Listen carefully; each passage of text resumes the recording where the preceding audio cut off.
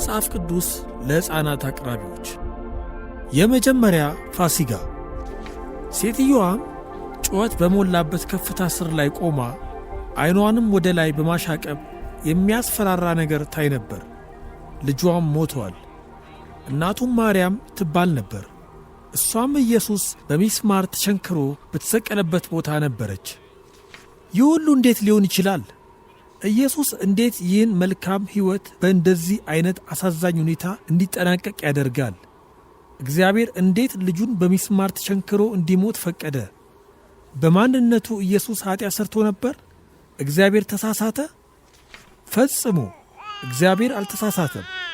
ኢየሱስ ፈጽሞ ኃጢአትን አልሠራም። ኢየሱስ አንድ ቀን በኃጢአተኛ ዓመፀኛ ሰዎች አማካኝነት ለመስቀል ሞት አልፎ እንደሚሰጥ ያውቅ ነበር። ኢየሱስ ሕፃን ሆኖ እንኳን ሽማግሌው ስምዖን ለማርያም ሐዘን ከፊት ለፊት እንደሚጠብቃት ተናግሯታል። ኢየሱስ ከመሞቱ ከጥቂት ቀናት በፊት አንዲት ሴት መጥታ እግሩን ሽቶ ቀብታው ነበር።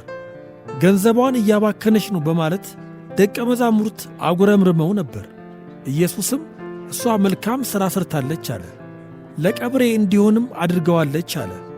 ይህ እንዴት አይነት አዲስ ቃል ነው! ከዚህም በኋላ አይሁድ ከ12ቱ ደቀ መዛሙርት አንዱ ኢየሱስን በ30 ብር አሳልፎ ለመስጠት ከአንድ ካህን ጋር ተስማማ። በአይሁዳውያን የቂጣ በዓል ኢየሱስ የመጨረሻውን እራት ከእነርሱ ጋር በልቶ ነበር።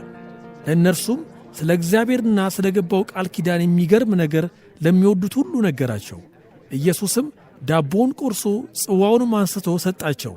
ይህም የኢየሱስን የሥጋውንና የደሙን ምሳሌ በወሰዱ ጊዜ የኀጢአትን ይቅርታ እንደሚያገኙ ለማስታወስ ነው። ኢየሱስም ለተከታዮቹ አሳልፈው እንደሚሰጡት ከነገራቸው በኋላ ሁሉም ተበታትነው ከፊቱ ሸሹ። እኔም አልሸሽም በማለት ጴጥሮስ ተናገረ። ኢየሱስም ዶሮ ከመጮኹ በፊት 3 ጊዜ ትክደኛለህ አለው። ከዚያ ምሽት በኋላ ኢየሱስም ለመጸለይ ወደ ጌትስማኒ አትክልት ስፍራ ሄደ። ከእሱ ጋር የነበሩት ደቀ መዛሙርቱ አንቀላፉ።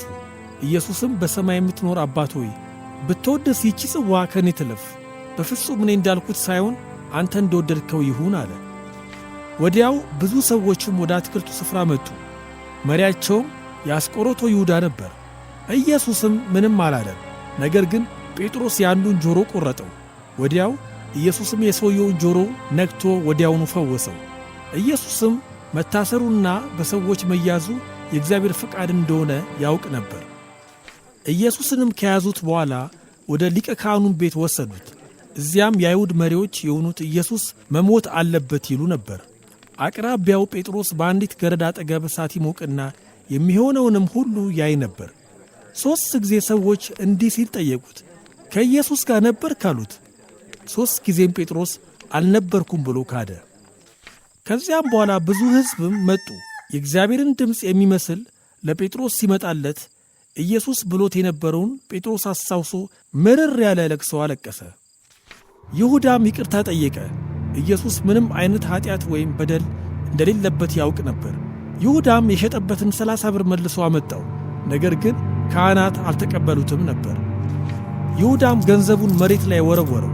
ከዚያም ወጣና ራሱን አጠፋ። ካህናቱም ኢየሱስን ጲላጦስ ፊት አቀረቡት። እርሱም የሮማ ገዢ ነበር። ጲላጦስም እንዲህ አለ፣ በዚህ ሰው ላይ ምንም አይነት ስህተት አላገኘሁበትም። ነገር ግን ሕዝቡ ጩኸታቸውን በመቀጠል ስቀለው ስቀለው አሉት። በመጨረሻም ጲላጦስ ኢየሱስን ሰቅሎት እንዲሞት ወሰነ። ወታደሮቹም በጥፊ ይመቱትና ያንገላቱት ነበር። በፊቱም ምራቅ እየተፉበት ይገፉት ነበር። በጭንቅላቱም ላይ የሾህ አክሊል ደፍተውበት ነበር። ከዚያም እጆቹን በእንጨት መስቀል ላይ በሚስማር በመቸንከር ሰቀሉት። ኢየሱስ ሁልጊዜ እንደዚህ አይነት ሞት እንደሚጠብቀው ያውቅ ነበር። ሁልጊዜም የእርሱ መሞት በእርሱ የሚያምኑት ሁሉ የኀጢአትን ይቅርታ ሊያገኙም እንደሚችሉ ያሳስብ ነበር። 2 ወንበዴዎች በኢየሱስ አጠገብ ተሰቅለው ነበር። አንዱ በኢየሱስ ስላመነ መንግሥተ ሰማያት ገባ፣ ሌላው ግን ስላላመነ አልገባም። ከሰዓታት ሥቃይ መከራ በኋላ ኢየሱስ ተፈጸመ ብሎ ሞተ። ሥራው ተከናውኗል። ጓደኞቹ የቀበሩት ለብቻው ነበር። የሮማ ወታደሮች መቃብሩን በማኅተም በመዝጋት ይጠብቁት ነበር። ማንም ሰው ሊገባ ወይም ሊወጣ አይችልም ነበር። ይህ የታሪኩ መጨረሻ ከሆነ ምን ያህል አሳዛኝ ነው! ነገር ግን እግዚአብሔር አንድ ድንቅ ነገር አድርጓል። ኢየሱስ ሞቶ አልቀረም። በሳምንቱ መጀመሪያ ቀን በማለዳ አንዳንድ የኢየሱስ ደቀ መዛሙርቶች ድንጋዩ ተንከባሎ አዩት።